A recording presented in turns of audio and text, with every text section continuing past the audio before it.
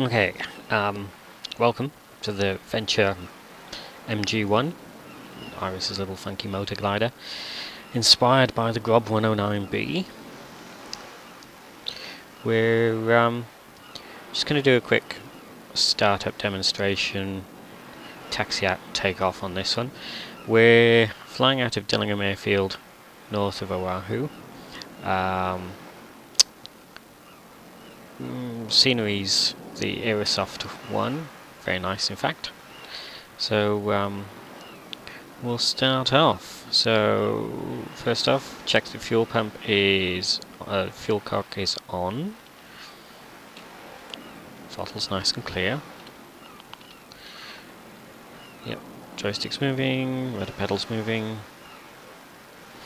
Okay, so parking brakes on, chokes in, carb heat's off.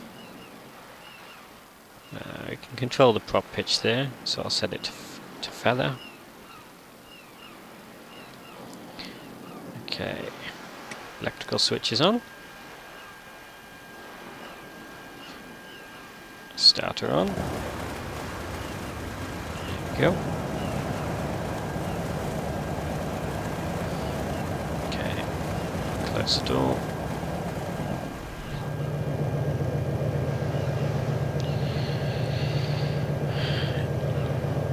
Okay, so avionics, generator, position light.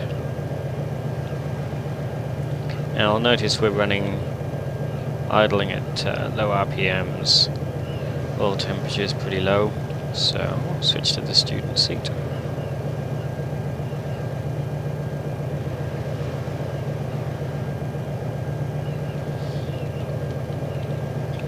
Zoom in. Now what I want to do is we'll bring the manifold pressure up to about 20.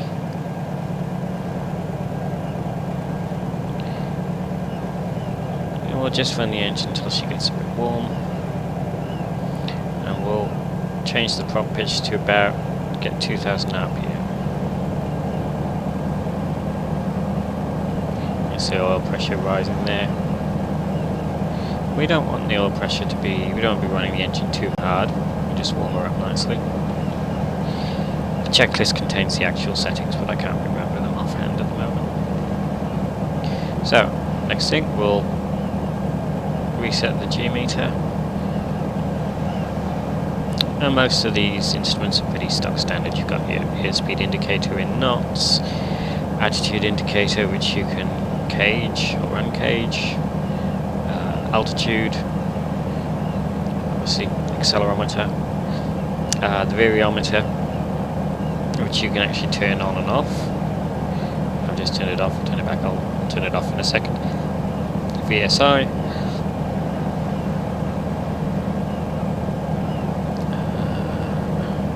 just quickly look here. Oops. So we have our little navigation instrument here. We have a heading bug which we can rotate around the compass, and that interfaces with the heading hold for the autopilot. And you can also manually calibrate the dial behind here, but before we take off, we just normally just to double check, make sure that the magnetic compass and our little nav instrument line up so they're correct.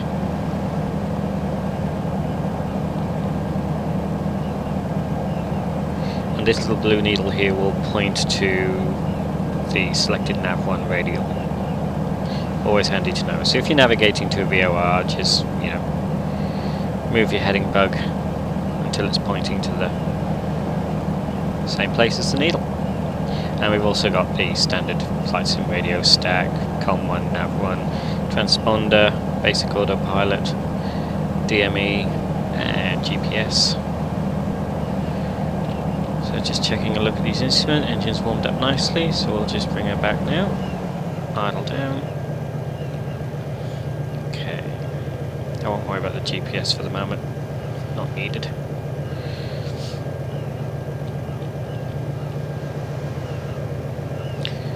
Okay, so we will taxi out.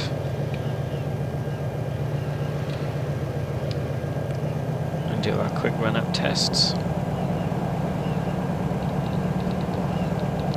I just realised I'm running this in high def. That's going to chew through my YouTube connection. Oh well. What the heck? I'll give it a go.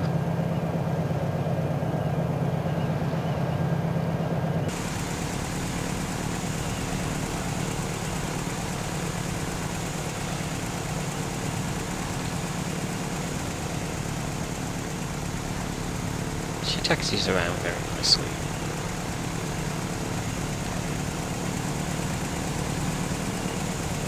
Yeah, I'm not the best pilot in the world. Okay, so I'm going to head back in the cockpit. Okay, so put our parking brake on. Now we're going to configure for takeoff. So what I want to do is I'm going to give us full power to the engine, and I'm going to increase the prop RPM slowly to 3000 RPM, making sure I keep back on the stick. And that's your takeoff setting. So I'll drop it back now. Release the parking brake and taxi forward.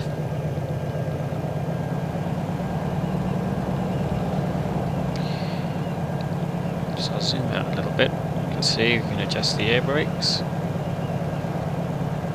Clicking with the left mouse button and move back and forth. So she has dynamic wing flex. I'll just slow down a bit actually. And for those who are interested, I'm running EcuFeel in the background here. Fantastic little program by A2A Simulations.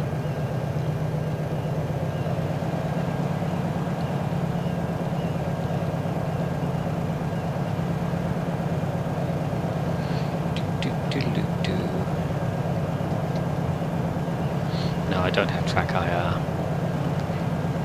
If I had a cent for every time somebody mentioned, you should get track IR. I know, I do. It's broken. I sat on it. Not the best thing to do.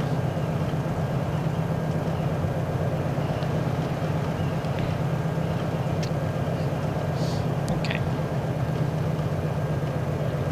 So here we go. Let's go around to the runway. Yeah, I know, I should hold short. It's very quiet today.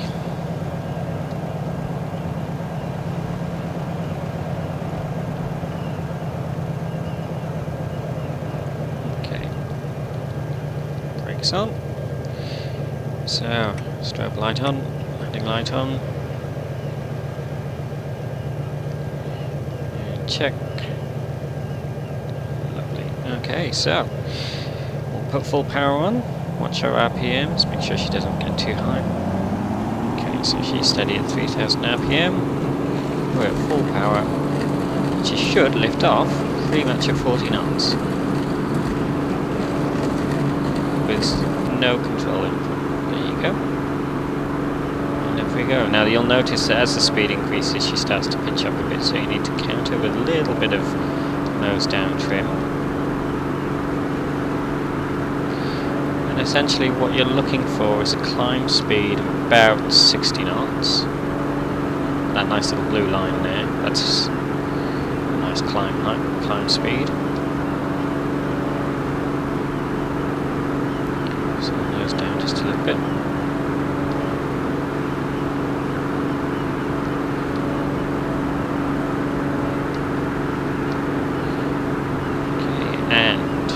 Button here, that'll turn your variable to on or off. A few of the beta testers have been saying, how do I turn that beeping off in the cockpit? There you go, that little button turns it on and off.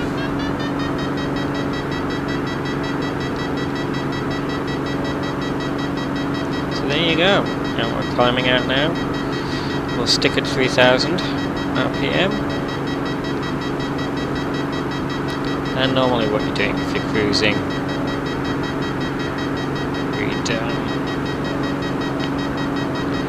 probably just knock the speed back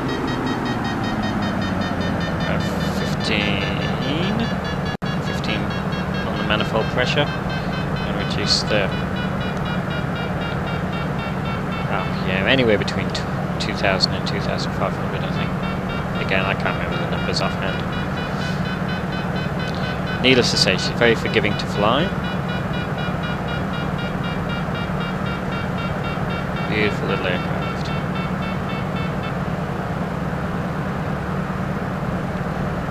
One of my favourite camera views, this one.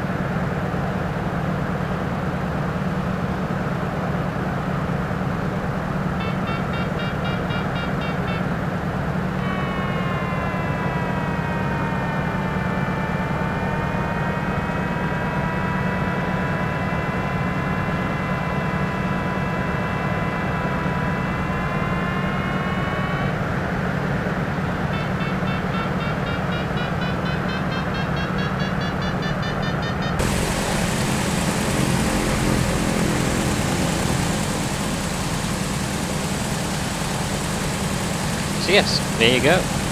That's the Vigilant MG.1 just taking off, gliding around. Nice little plane. I'll do some more on soaring later on. At least that gives you a bit of a taster. Plane, yeah, a couple of little things just we found out in the last day or two that need to be fixed. Nothing major. And then it's finishing the manual. And then it's done. And I'll be glad to do it because I want to get working on the PC-21 and get that ready for Christmas. Anyway, have fun everybody. Thought you might like a look at this, and I'll see you next time.